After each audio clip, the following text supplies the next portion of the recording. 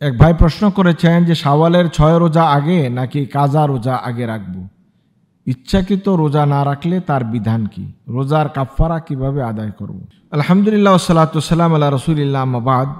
রোজা রাখা, রমাদানের রোজা, এটা ফরজ।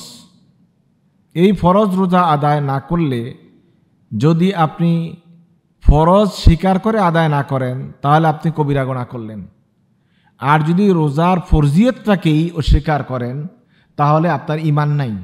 কারণ আল্লাহ সুবহানাহু ওয়া তাআলা যা ফরজ করেছেন, যা করতে বলেছেন তা অস্বীকার করা কুফরি। সুতরাং আল্লাহ সুবহানাহু ওয়া তাআলা রোজা ফরজ করেছেন, রোজা রাখতেই হবে। রোজা অস্বীকার করার মানে হলো দিন অস্বীকার করা, দিন অস্বীকার করা মানে হলো কুফরিতে লিপ্ত হয়ে যাওয়া। বাকি ইচ্ছাকৃত রোজা না রাখলে এই দুটি বিধান, একটা হলো রোজার ফরজিয়তকে অস্বীকার করা, আর একটা হলো ইচ্ছাকৃত রোজা না রাখা।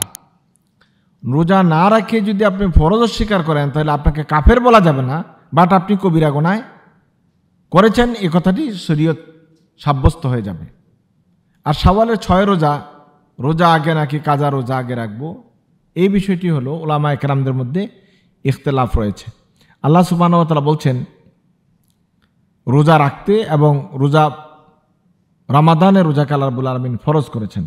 সহিহ হাদিসে এসেছে, সহিহ মুসলিমে আল্লাহ রাসূল সাল্লাল্লাহু আলাইহি ওয়াসাল্লাম বলছেন, মান সামা রমাদানা সুম্মাত বাহু সিত্তাম মিন শাওয়াল, যে ব্যক্তি প্রথমে রমাদানের রোজা রাখলো তারপর 6টি শাওয়ালের রোজা রাখলো। এই হাদিসের বরাতে উলামায়ে কেরাম বলছেন আগে রাখবে কাজা রোজাগুলি, পরে রাখবে শাওয়ালের রোজাগুলি।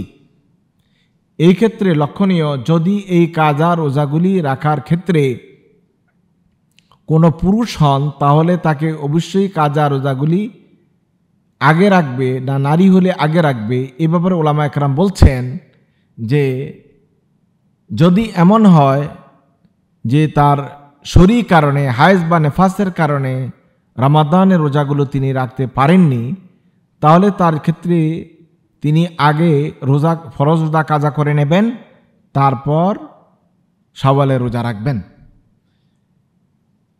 আবার কিছু, যেহেতু আল্লাহ রাসূল সাল্লাল্লাহু আলাইহি ওয়াসাল্লাম বলছেন আগে যে রমাদানের রোজা রাখলো তারপর শাওয়ালের 6টি রোজা রাখলো, তাহলে রমজানের রোজার উপরে শাওয়ালের রোজা ডিপেন্ড করছে। এই জন্য উলামায়ে কেরাম বলছেন আগে কাজা করবে রমাদানের রোজা, তারপর রাখবে শাওয়ালের রোজা। সেক্ষেত্রে আবার কিছু উলামায়ে কেরাম বলছেন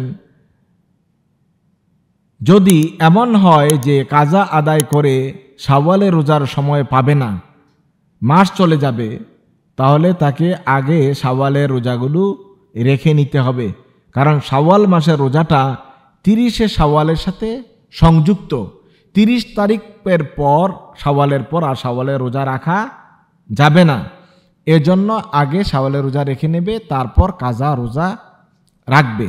মূল কথা হলো কাজা রোজাও সম্ভব হলে আগে রেখে নেবে, আর পরে শাওয়ালের 6 রোজা রেখে নেবে। আর যদি এমন হয় যে শাওয়াল মাস অতিক্রান্ত হয়ে যায়, কাজা রোজা রাখলে শাওয়ালের রোজা রাখা যাচ্ছে না, তাহলে শাওয়ালের রোজার আগে রেখে নেবে, কাজা রোজাটা পরে রেখে নেবে। যেহেতু কাজা রোজা সারা বছর জুড়ে রাখা সম্ভব, আর শাওয়ালের রোজা শাওয়াল মাস চলে গেলে আর রাখা সম্ভব নয়। আর নবী করিম সাল্লাল্লাহু আলাইহি ওয়াসাল্লাম শাওয়ালের রোজার বিশাল সওয়াবের কথা উল্লেখ করেছেন, কামান সামাদ দাহরা কুল্লাহ। রাসূল বলছেন এটা যেন সারা বছর জুড়ে রোজা রাখা। কাজেই আমরা আমাদের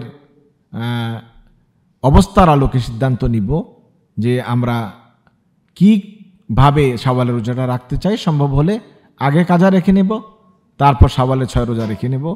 আর সময়ের সাথে যদি সেটা মেলানো না যায় তাহলে আগে শাওয়ালের রোজা রেখে নেব, তারপর কাজা রোজা রাখবো। আল্লাহ তাআলা আমাদেরকে বুঝার তৌফিক দান করুক, আমিন।